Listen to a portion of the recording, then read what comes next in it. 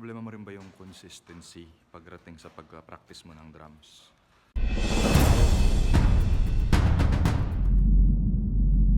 So in an effort to help out drummers out there and also to grow yung social media channel ko, I committed na gagawa ako ng 1-minute drum lessons. And the plan originally was to do a daily version of it kasi isipin mo 1 minute lang naman eh.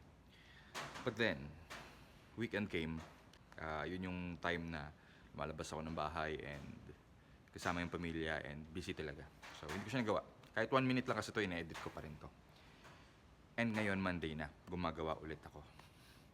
And yun yung gusto kong i-impart sa inyo na mindset na hindi porket naputol ka, titigil ka na.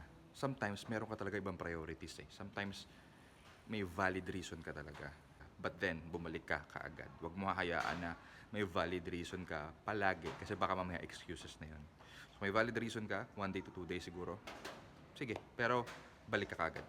Huwag mo hahayaang maputol yung momentum mo. Tsaka huwag mo hahayaan na porket nagkamali ka, susuko ka na. Tuloy lang.